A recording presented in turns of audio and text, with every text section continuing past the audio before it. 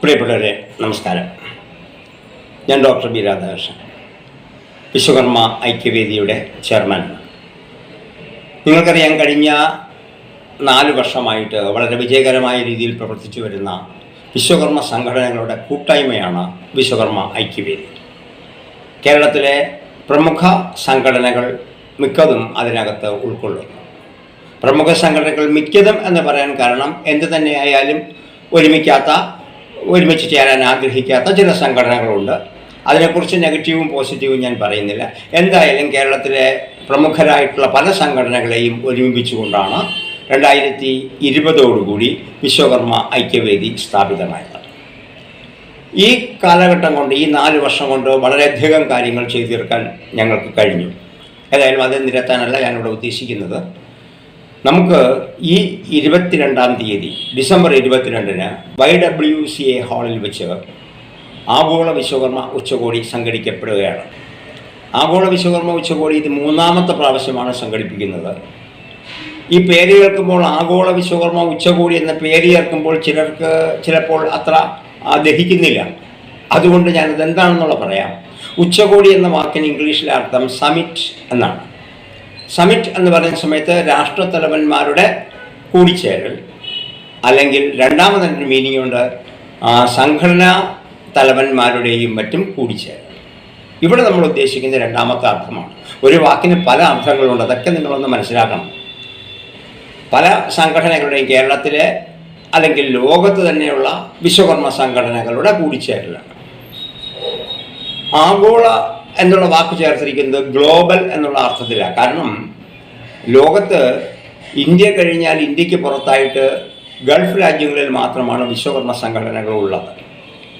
അതുകൊണ്ട് ആഗോള വിശ്വകർമ്മ സംഘടന, ആഗോള വിശ്വകർമ്മ ഉച്ചകോടി എന്ന് പറയുമ്പോൾ അവിടെ ഉദ്ദേശിക്കുന്നത് കേരളത്തിലെയും ഇന്ത്യയിലെയും ഇന്ത്യക്ക് പുറത്തുള്ള ഗൾഫ് രാജ്യങ്ങളിലെയും വിശ്വകർമ്മ സംഘടനാ നേതാക്കളുടെ ഒരു കൂടിച്ചേരൽ.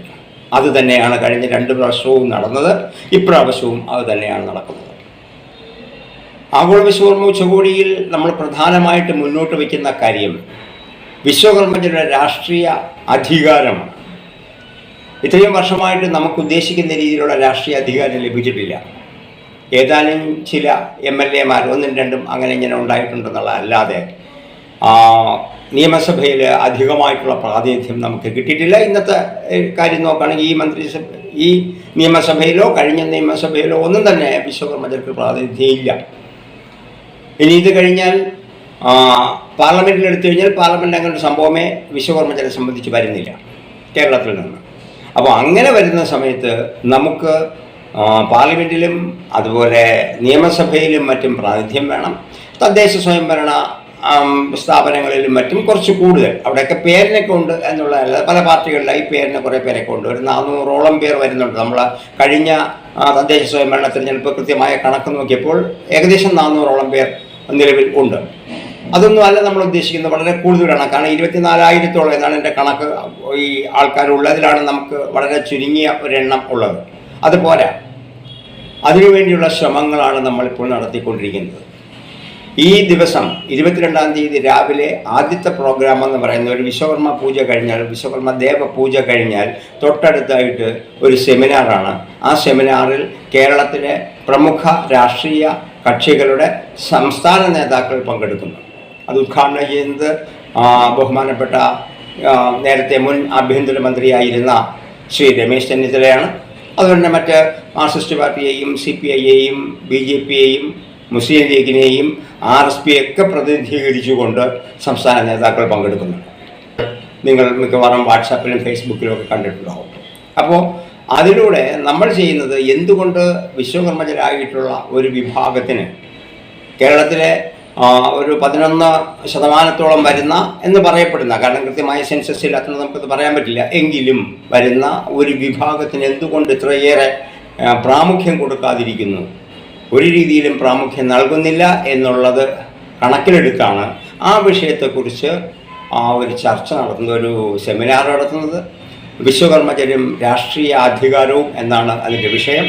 അതിന് ഇവിടെ വരുന്നവരെല്ലാം മറുപടി പറയട്ടെ എന്നാണ് നമ്മൾ ഉദ്ദേശിക്കുന്നത്. ഇതൊരു തുടക്കം മാത്രമാണ്. കാരണം വിശ്വകർമ്മ ഐക്യവേദി തീരുമാനിച്ചിരിക്കുന്നത് കേരളത്തിലെ 5 സോണായിട്ട് തിരിച്ച് 5 സ്ഥലങ്ങളിലായിട്ട് ഇതുപോലുള്ള വലിയ സെമിനാറുകൾ സംഘടിപ്പിക്കാനാണ്. അതിലൊന്നാമത്തെ സെമിനാറാണ് ആഗോള വിശ്വകർമ്മ ഉച്ചകോടിയുടെ ഭാഗമായിട്ട് തിരുവനന്തപുരത്ത് നടക്കാൻ പോകുന്നത്. അത് കഴിഞ്ഞിട്ട് ഉച്ചയ്ക്ക് 1 മണിക്കാണ് യഥാർത്ഥത്തിൽ ആഗോള വിശ്വകർമ്മ ഉച്ചകോടി അന്വർത്ഥമാക്കിക്കൊണ്ടുള്ള ഒരു മീറ്റിംഗ്. അത് വിദേശ രാജ്യത്ത് പ്രധാനമായിട്ടും ഗൾഫിലുള്ള എല്ലാ രാജ്യങ്ങളിൽ നിന്നും തലവന്മാർ, വിശ്വകർമ്മ സംഘടനാ തലവന്മാർ വരുന്നുണ്ട്. അവരെ ഉൾക്കൊള്ളിച്ചുകൊണ്ടുള്ള ഒരു മീറ്റിംഗാണ്.